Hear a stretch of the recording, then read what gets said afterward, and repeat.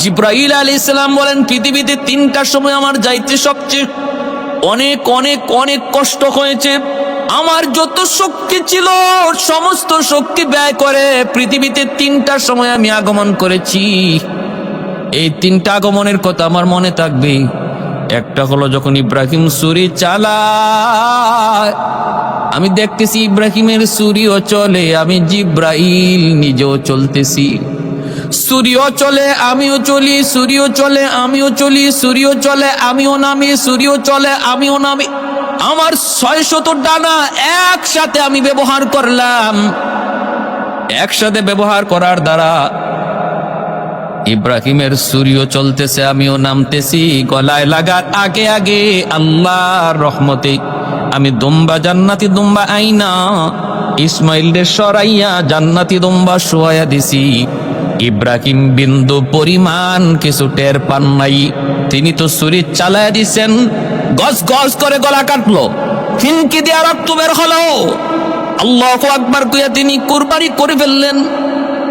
এরপরে তিনি তো নিশ্চিত আমার ইসমাইল কুরবানি হয়ে গেছে, কুরবানি হয়ে গেছে। রক্ত পড়ার দৃশ্য, গলা কাটার মতো গলা কাটার আওয়াজ তিনি শুনতে পাইলেন।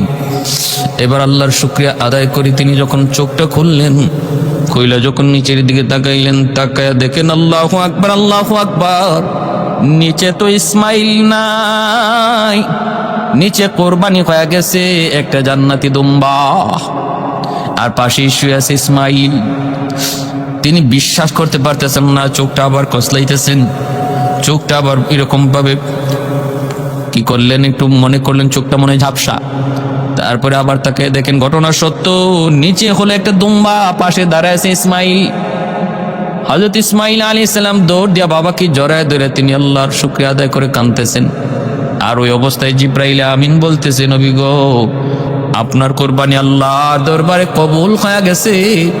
উদ্দেশ্য তো কোরবানি ছিল না, উদ্দেশ্য ছিল আপনার দিলের হালত জানা।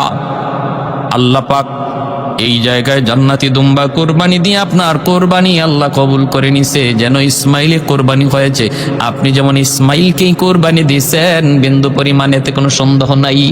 বা সাথে সাথে বাপ বেটা দুজনে 2 রাকাত শুকরিয়ার নামাজ পড়লেন।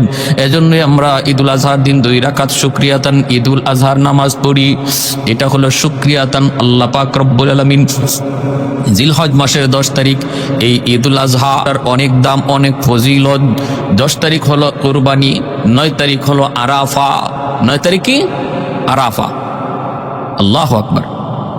কাবিল জন্ম নিল, তার সাথে তার এক বোনও জন্ম নিল, একসাথে যমজ। কাবিলের সাথে জন্ম নিল আকলিমা, বড় সুন্দরী, বড় সুন্দরী। দ্বিতীয় ধাপে জন্ম নিলেন হাবিল, তার সাথেও তার এক বোন জন্ম নিল যমজ। কিন্তু বোনটা এত সুন্দরী নয়, এত সুন্দরী নয়। এবার বলুন, বিবাহের আল্লাহর দেওয়া রীতি, আল্লাহর দেওয়া সিস্টেমটা কেমন? আল্লাহর দেওয়া সিস্টেম, আল্লাহর দেওয়া নিয়ম হলো কাবিলে বিয়ে করবে হাবিলের সাথে যেই মেয়ে জন্ম নিয়েছে তারে, আর হাবিল বিয়ে করবে কাবিলের সাথে জন্ম নিয়েছে যেই মেয়ে আকলিমা তারে। এটা হলো আল্লাহ পাকের বিধান, আল্লাহ পাকের রীতি, আদম আলাইহিস সালামের শরীয়তের বিধিবিধান। কিন্তু কাবিল মেনে নিতে পারে না।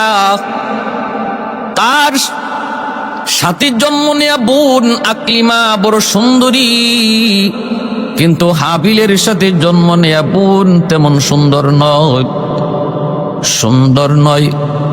এজন্য কাবিল এই বিয়েটা মেনে নিতে পারে না। সে মনে মনে ভাবতেছে, আমার সাথে জন্ম নিল আমার যে বোন, এই বোন এত সুন্দরী, তারে আমি পাইব না, পাইব হাবিলে। আর হাবিলের সাথে যেই মেয়ে জন্ম নিয়েছে যেই বোন, সেই বোন তো এত সুন্দর নয়, তারে পাইব আমি না, আমি এটা মানব না। বরং আমার সাথে আমার যে বোন জন্ম নিয়েছে এই বোন দিয়ে আমি বিয়ে করব। নাউজুবিল্লাহ। এটা আল্লাহ পাকের বিধানের বিপরীত। তার চিন্তা চেতনা ফিকির ভ্রান্ত হয়ে গেছে। নফসের লোভ, নফসের খায়সাতকে প্রাধান্য দিয়া দিছে শরীয়তের বিধিবিধানের উপর। নিজের চিন্তা ধারণা, নিজের চেতনা, নিজের লোভ লালসারে প্রাধান্য দিয়ে দিছে। সরাসরি সে অস্বীকার করলো।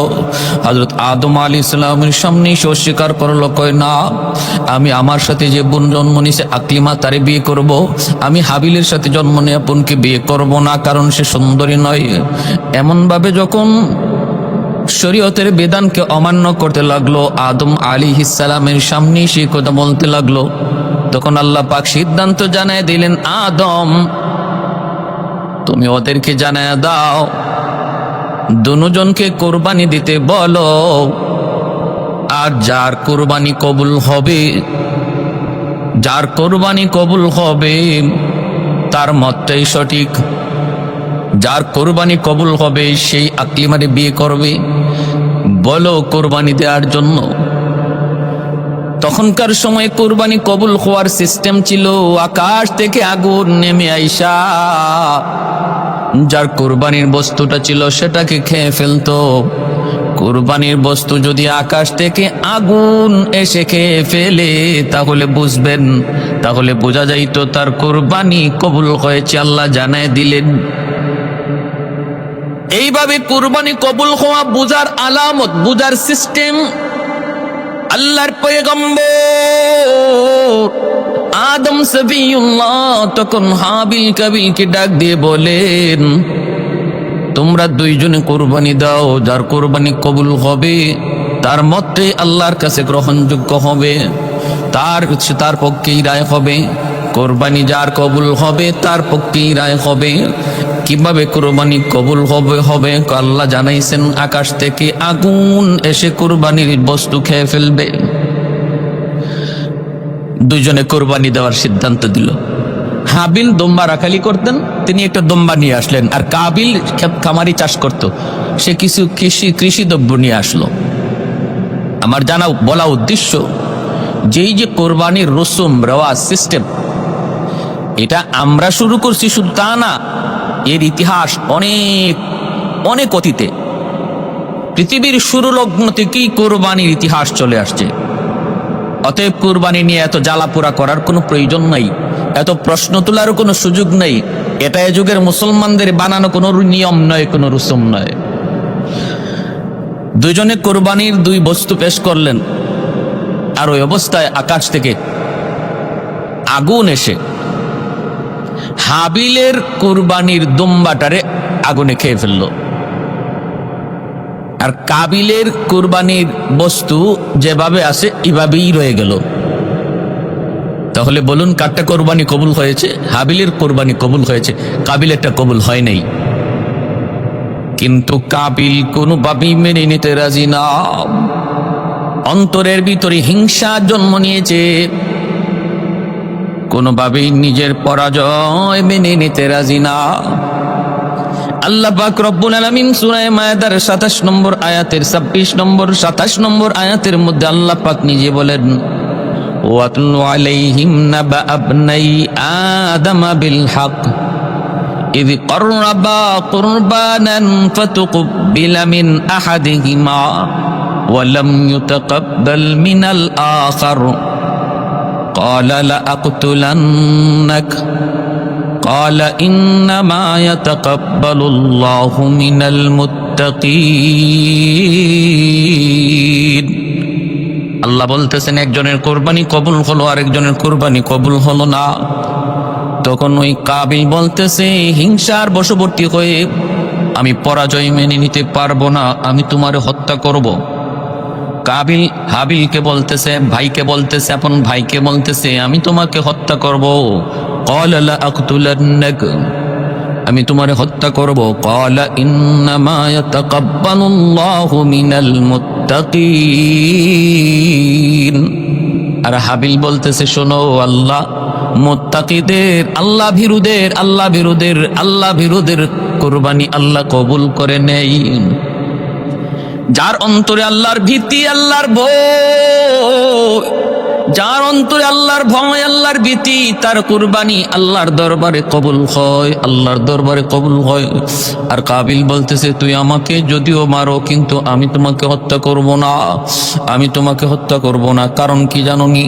ইন্নী আখাফুল্লাহ রাব্বাল আলামিন। আমি আমার রবকে বড় ভয় করি, আমি আমার রবকে বড্ড ভয় করি। এজন্য তুমি আমাকে হত্যা করতে চাইলেও আমি তোমাকে হত্যা করব না। এ যুবক, খেয়াল করে শোনো, এতে বোঝা গেল কেউ যদি তোমার গায়ে আঘাত করে, হত্যা করার নিয়তে যদি আঘাত করে, তুমিও তাকে হত্যা করার নিয়তে আঘাত করতে পারো না। ফিরাইতে পারো। নিজেকে বাঁচানোর জন্য যদ্দূর করা দরকার তুমি করতে পারো, কিন্তু হত্যা করার নিয়তে নয়। ভাইরা বন্ধুরা আমার, নবী রহমতের নবী তো এমন ছিলেন, নবীর গায়ে যদি কেউ আঘাত করত, নবী তারা আরো জিজ্ঞেস করতেন, ভাই তুমি কি হাতে ব্যথা পেয়েছো নাকি? তুমি কি হাতে ব্যথা পেয়েছ? আল্লাহ নবী রহমতের নবীর আচরণ তো ছিল খুলুকে আযীম। এর চেয়ে উত্তম আদর্শ আর চরিত্র দুনিয়াতে কাউকে আল্লাহ দেয় নাই। এত সুন্দর আখলাক, এত সুন্দর আদর্শ ছিল আমার আপনার নবী। এজন্য মায়ের নবী রহমতের নবী বলেন, আমাদের আখলাক হবে এমন, খুলুকে আযীম না হলেও খুলুকে কারীম, তা না হলেও খুলুকে হাসান। এর বাইরে যাওয়া যাবে না। হয় যদ্দূর প্রতিভা, যদ্দূর আমাকে মারছে, আঘাত করছে, যদ্দূর আমারে কষ্ট দিছে, আমি তারে অদ্দূর কষ্ট দিব, অথবা আমি তারে মাফ করে দিব। শুধু মাফ করেই দিব তা না, খুলুকে আযীমের অধিকারী যদি হতে হয়, মাফ করার পর তার ভালো, তার কোনো উপকার করার জন্য চেষ্টা করব, তার উপকার করার জন্য চেষ্টা করব। এজন্য হাবিল বলতেছেন, আরে ভাই আমি তোরে মারবো না, তুই আমারে যতই মারোস, আমারে যদি হত্যা করুস, আমি তোরে হত্যা করবো না, কারণ আমি আল্লাহকে ভয় করি, আমি আমার আল্লাহকে ভয় করি। কাবিল অন্তরে হিংসা নেওয়ার পর এক পর্যায়ে হাবিলকে হত্যাই করে ফেলল। কারণ শয়তান যেমন আদম আলাইহিস সালাম এবং মা হাওয়া আলাইহিস সালামকে জান্নাত থেকে দুনিয়ায় পাঠায় দেয়, সে নিজেও কিন্তু দুনিয়ায় আসে, লানতের তখ্ত নিয়ে দুনিয়ায় আসে। আর আল্লাহ পাক রব্বুল আলামিনের কাছে কিছু পাওয়ার আর শক্তি নিয়ে আসে। মালিক, যেই মানুষের কারণে আজকে আমি লানতের তখ্ত পইরা জাহান্নামী হলাম, এই মানুষ কেমন করে জান্নাতে যায়, আমিও একটা দেখব। আমাকে তুমি কিছু বিশেষ শক্তি দাও। বিশেষ শক্তি, 1 নম্বর, হায়াত দিবা কিয়ামত পর্যন্ত, হায়াত আমার কিয়ামত পর্যন্ত। 2 নম্বর, মানুষের রগরেশার ভিতরে ডুইকা যেন ওয়াসওয়াসা কুমন্ত্রণা দিতে পারি, সেই শক্তি আর ক্ষমতা তুমি আমাকে দাও। আল্লাহ পাক রব্বুল আলামিন শয়তানের মনের ইচ্ছাগুলো আল্লাহ পূরণ করলেন, দাবিগুলা পূরণ করলেন, আর বলে দিলেন, শুন, ইল্লা ইবাদাকা মিনহুমুল মুখলাসিন, আমার যারা নেককার বান্দা, যারা আমি আল্লাহকে ভয় করে, আমি আল্লাহর ভয় অন্তরে নিয়ে চলে, তুই তাদের কোনো ক্ষতি করতে পারবি না।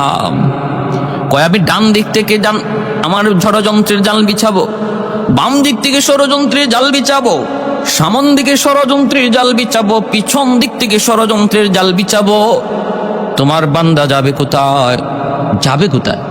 আল্লাহ পাক রব্বুল আলামিন বলে, তুই ডাইনে বামে চতুর্দিকে ষড়যন্ত্রের জাল বিছাবি, আর আমার বান্দা যদি নিচের দিকে তাকায় তাকায় হাঁটে, আমি আল্লাহ উপর থেকে রহমতের কোলে তারে টান দিয়ে নিয়ে নিব।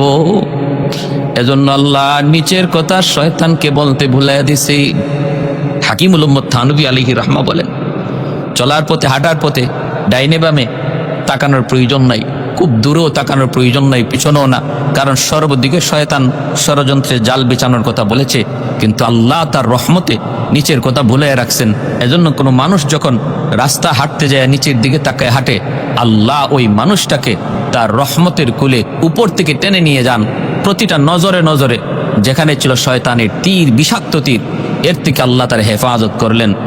মা মিন মুসলিমিন ইয়ানজুরু ইলা মাহাসিনি ইমরাতিন আউয়ালা মাররা সুম্মা ইয়াগুদ্দু বাসরা ইল্লা আহদাসাল্লাহু লাহু ইবাদাতান ইয়াজিদু হালাওয়াতাহা। মায়ের নবী বলেন, কোনো একজন সুন্দরী বেগানা নারীর দিকে কোনো যুবক নজর পড়া মাত্রই যদি নজরটা সরায় নেয়, আর কোনো নজর না দেয়, আল্লাহর ভয়ে। কার ভয়ে? আল্লাহর ভয়ে। আল্লাহ পাক রব্বুল আলামিন তখন তার ইমানের মধ্যে নূর পয়দা করেন, ইমানের মধ্যে নূর পয়দা করেন, হালাওয়াতে ইমান তারে দান করেন। এজন্য ভাইরা বন্ধুরা একটু মনোযোগ দিয়ে খেয়াল করে শুনুন। হযরত আদম আলাইহিস সালাম ওনার সন্তান কাবিল হাবিলকে হত্যা করে ফেলবো, খুন করে ফেললো, এবং এটাই হলো পৃথিবীর ইতিহাসে সর্বপ্রথম খুন, সর্বপ্রথম হত্যা। পৃথিবীতে হত্যা চালু করার, হত্যার বিধান, হত্যার সিস্টেমটাও চালু করলো কাবিল। পৃথিবীতে খুনের সিস্টেমটাও চালু হলো কাবিলের দ্বারা। এজন্য তাফসীরের কিতাবের ভিতরে লিখেন, পৃথিবীতে এরপরে যত খুন হবে সমস্ত খুনের একটা গুনার একটা অংশ কাবিলের আমলনামায় জমা হবে।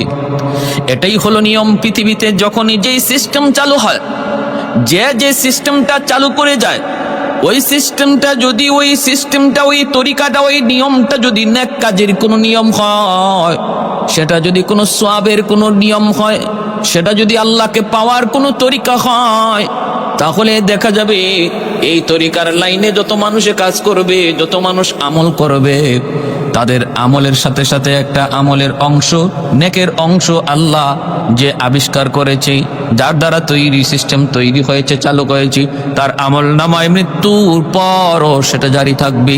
একজন মানুষ যদি একটা ধর্মীয় বই লিখে যায়, এই বইটা দুনিয়াতে যতদিন থাকবে, যত মানুষ এই ধর্মীয় বইটা পড়বে এবং আমলকে সুন্দর করার চেষ্টা করবে, তার বই পড়ার কারণে যেহেতু তার আমলের আগ্রহ বেড়েছে আর আমল করেছে, লেখককে আল্লাহ পাক রব্বুল আলামিন ওই আমলকারীর আমলের একটা অংশ আল্লাহ ওই লেখকের আমল নামায় দান করবে। আর যদি কোনো মানুষ কোনো গুনার প্রথা চালু করে যায়, আল্লাহ বিদ্বেষী, আল্লাহর দুশ্মনীমূলক কোনো কাজ দুনিয়ায় চালু করে যায়, যার দ্বারা মানুষ আল্লাহ থেকে দূরে সরে, এমন কোনো সিস্টেম, এমন কোনো রসুম, এমন কোনো তরিকা বের করে যায়, এমন কোনো পথ দেখায় যায়, যার দ্বারা মানুষ আল্লাহ থেকে দূরে সরে যায়, তাহলে এই পাপের দ্বারা যত মানুষ পাপিষ্ট হবে, তাদের পাপের একটা অংশ ওই যে আবিষ্কার করেছে কবরে শুয়া তার আমল নামায় পাপ জমা হবে। পৃথিবীতে সর্বপ্রথম খুন মানুষ হত্যার রসুম রেওয়াজ, মানুষ হত্যার সিস্টেম আবিষ্কার তৈরি হয়েছে কাবিলের দ্বারা। এজন্য এখন পর্যন্ত, কিয়ামত পর্যন্ত যত খুন হবে, এই খুনের একটা গুনার অংশ কাবিলের আমল নামায় জমা হয়। আমার ভাইয়েরা বন্ধুরা, এজন্য আল্লাহ পাক রব্বুল আলামিন বলতেছেন, সে তো হত্যা করে ফেললো। فطوعت له نفسه قتل أخيه فقتله فأصبح من الخاسرين। আবার কইরা হত্যা কইরা নিজে অনুতপ্ত হইতেছে। فبعث الله غرابا يبحث في الأرض ليريه كيف يواري سوءة أخيه। হত্যা করার পর ভাইয়ের লাশ, হাবিলের লাশ কাবিলে কি করবে, এই লাশটা কি করবে নিয়ে পড়লো বিপাকে, এবং নিজে অনুতপ্ত হতে লাগলো, বিপাকে পড়ে গেল। এখন কি করব, কেমনে কি করব? বাবাসাল্লাহু গুরাবান, আল্লাহ পাক রব্বুল আলামিন তখন একটা কালো কাককে আল্লাহ পাঠাইলেন। এই কাকের দ্বারা তার লাশ দাফন করার সিস্টেম আল্লাহ তারে শিখাইলেন। আল্লাহ দেখাইতেছেন একটা মৃত কাককে, একটা কাক মাটি খুইরা মৃত কাকটাকে সে গর্তের ভিতরে রাখতেছে। يبحث في الأرض ليريه كيف يواري سوءة أخيه قال يا ويلتى أعجزت أن أكون مثل هذا الغراب فأواري سوءة أخيه فأصبح من النادمين। আফসোস করে আর কয়, হায় রে, আমি কাকের মতো তো বুদ্ধি রাখি না। কাক তখন তারে দাফন করার শিখাইল, এবং পৃথিবীতে সর্বপ্রথম মৃত মানুষ দাফন করার তরিকাও আল্লাহ ওই হাবিল কাবিলের এই ভাইয়ের মৃত্যুর দাফন করার দ্বারা এই দাফনের সিস্টেমটা আল্লাহ চালু করে দেখাইলেন। ভাইয়েরা আমার, এজন্য বলতেছি, হত্যা করা আজকে আমাদের সমাজেও যত সামান্য কিছু বিষয়, সামান্য স্বার্থের কারণে মানুষকে হত্যা করে ফেলে, ভাইকে হত্যা করে ফেলে। এই যে হত্যাটা করলো কাবিল হাবিলকে, বড় কোনো স্বার্থ ছিল না, বিশাল কোনো স্বার্থ এর সাথে জড়িত নয়, সামান্য একটা মনের লোভ, খায়সাত, এই খায়সাতকে প্রাধান্য দিতে যায়। আমাদের সমাজেও এমন সম্পদের লোভে পড়া, ক্ষমতার লোভে পড়া, পদের লোভে পড়ে, চেয়ার পাওয়ার লোভে পড়ে আজ মানুষকে প্রকাশ্যে খুন করছে, ভাইরে খুন করছে। অথচ এই খুন কত বড় জঘন্যতম অপরাধ। আল্লাহ বলেন, ومن يقتل مؤمنا متعمدا فجزاؤه جهنم خالدا فيها وغضب الله ولعنه وأعد له عذابا عظيما। আল্লাহ পাক রব্বুল আলামিন বলেছেন, কেউ যদি কোনো মুমিনকে হত্যা করে তাহলে তার ঠিকানা ডাইরেক্ট জাহান্নাম। খুনি কখনো আল্লাহর আদালতে মাপ পাবে না, কখনো মাপ পাবে না। শুধু ডাইরেক্ট জাহান্নাম না, আল্লাহ বলেন খালিদান ফিহা। তোমরা মনে করেছো খুনি জাহান্নামে যাওয়ার পর সে আবার কিছুদিন জাহান্নামে শাস্তি বুক কইরা সুদ ঘুষখোরের মতো একসময় বেরিয়ে আসবে? হ্যাঁ, না, খালিদান ফিহা, চিরকাল জাহান্নামে থাকবে। এটা আল্লাহর কাছে এত না পছন্দ। জীবন দিলাম আমি আল্লাহ, এই জীবন নেওয়ার অধিকার শুধু আমি আল্লাহর। তুমি আমার অধিকারে কেন হাত দিয়েছো? আমার অধিকারে কেন হাত দিয়েছো? আল্লাহ এটা বরদাস্ত করতে পারেন না, আল্লাহ বরদাস্ত করতে পারেন না। প্যারে হাজিরিন, এজন্যই মানব হত্যা জগৎকে হত্যা করার শামিল। আল্লাহ নবী বলেন, একজন মানুষকে হত্যা করা হলে মনে করবা গোটা মানব জাতি হত্যা হয়ে গেছে, কান্নামা কাতালান নাফসা জামিয়া। এজন্য খুনের মতো জঘন্যতম অপরাধ থেকে বেঁচে থাকবো। খুনের মতো জঘন্যতম অপরাধ, এই অপরাধের কোনো রেহাই নাই, আল্লাহর কাছে এর কোনো নাজাত নাই। এই যে কোরবানির রসুমটা, এই রসুমটা এসেছে হযরত ইব্রাহিম আলাইহিস সালাম পর্যন্ত। আমাদের জাতির পিতা হযরত ইব্রাহিম আলাইহিস সালাম পর্যন্ত কোরবানির কবুল হওয়ার তরিকা ছিল আকাশ থেকে আগুন আইসা এই বস্তুটারে জ্বালায় দিত। এটাই ছিল কোরবানি করার তরিকা এবং কোরবানি কবুল হওয়ার নিয়ম। কিন্তু ইব্রাহিম আলাইহিস সালামের পর থেকে আল্লাহ কোরবানির সিস্টেম চালু রাখছেন, কিন্তু বাট তরিকা বদলাই দিছেন। কিভাবে? ইব্রাহিম খলিলুল্লাহ, তিনি হলেন আল্লাহর বন্ধু, উপাধি পাইলেন খলিল। খলিল শব্দের অর্থ হলো বন্ধু। ফেরেশতারা কয়, আল্লাহ আমরা মানুষ হইয়া তোমার বন্ধু হতে পারি না, আর আমরা ফেরেশতা হইয়া তোমার বন্ধু হতে পারলাম না, একটা মানুষ তোমার খলিল হয়ে গেল, বন্ধু হয়ে গেল, এটা কেমন করে? আমাদের বুঝে আসে না। আল্লাহ পাক রব্বুল আলামিন বলেন, বুঝে আসে না? আমার খলিল আমার কতটা প্রিয়, আমার খলিল আমার কতটা ভক্ত, আমার খলিল আমার কতটা পাগল, তোমাদের যদি বুঝে না আসে তাহলে একটু পরীক্ষা করো।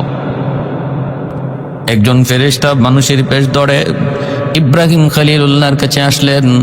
ইব্রাহিম খলিল তিনি মরুভূমিতে ছাগল চড়াইতেছেন। ছাগল ফেরেশতা মানুষের বেশ ধরে পাশ দিয়া যান, আর তিনি আল্লাহর নামে জিকির করেন, সুবহানাদিল মুলকি ওয়াল মালাকুত যাল ইজ্জতি ওয়াল আজমতি ওয়াল কিবরিয়াই ওয়াল জাবারুত। এই জিকিরের আওয়াজটা শোনা মাত্রই ইব্রাহিম খলিলের অন্তরের মধ্যে এশকের আগুন জ্বলে উঠল, কারণ তিনি তো ওই নামের পাগল। এই নামটা কে যেন নিতেছে, যেই নামের পাগল ইব্রাহিম, ওই নাম কে যেন নিয়ে যাচ্ছে, কে যেন এই নামটা জপতেছে। ইব্রাহিম খলিল লোকটার পিছনে পিছনে যায় দৌড় দিলেন, কে গো ভাই, তুমি কে, কি তোমার পরিচয়? এত সুন্দর করে আমার মালিকের নাম তুমি নিচ্ছ, কি তোমার পরিচয়? বলে, আমার পরিচয় জানা দরকার নাই, আমার সময় কম, কি চাই আপনি বলেন। ইব্রাহিম খলিল বলেন, আবার আমার ওই মালিকের নাম তুমি যদি বলো, আমি এই যে তোমারে কদম জড়ায় ধরলাম, আরেকটা বার তুমি আমাকে আমার মাশূকের নাম তুমি শোনাও। ফেরেশতা মানুষরূপী ফেরেশতা তখন বলেন, আমি শোনাইতে পারি, শর্ত আছে। কয়, কি শর্ত? শর্ত হলো তোমার ওই ছাগলের পালের অর্ধেক ছাগল আমাকে দিয়ে দিতে হবে, তাহলে আমি আরেকবার এই নাম তোমার শোনাইতে পারি। ইব্রাহিম খলিল আল্লাহর এত পাগল, এত আশিক, তিনি বললেন ঠিক আছে, আমি তোমাকে অর্ধেক ছাগলের পাল তোমাকে দিয়ে দেব, বিনিময়ে তুমি আমাকে আরেকবার আমার মাশউকের নাম তুমি শোনাও। ফেরেশতা আরেকবার শোনাইলেন, সুবহানাদিল মুলকি ওয়াল মালাকুত যাল ইজ্জাতি ওয়াল আজমাতি ওয়াল কিবরিয়াই ওয়াল জাবারুত। অর্ধেক ছাগলের পাল দিয়ে দিলেন। ফেরেশতা চলে যেতে চান, মানুষরূপী ফেরেশতা ইব্রাহিম খলিল যাইতে দেন না, আবার জড়ায় ধরলেন, না না আরেকবার আপনি আমাকে শোনান। ফেরেশতা বলে, শোনাইতে পারি, শর্ত হলো বাকি অর্ধেক ছাগলের পালটাও আমাকে দিয়ে দিতে হবে। ইব্রাহিম খলিল বলেন, তাও তোমাকে দিয়ে দিলাম, কিন্তু আমাকে আরেকবার এই নামটা শোনাও। আমি যেই নামের পাগল, এই নামের যে আমি আশেক, আমি যেই নামের জন্য পাগল। ভাইরে, আল্লাহ নামের উপরে কি পরিমাণ দেওয়ানা, আল্লাহর আশিক, আল্লাহর নামের উপর কি পরিমাণ দেওয়ানা, আল্লাহ আল্লাহ নামের উপরে কি পরিমাণ মজা, কি পরিমাণ স্বাদ একজন আশেক ছাড়া বুঝে না। একজন আশেক ছাড়া কোনোদিন এই নামের মজার স্বাদ বুঝবে না।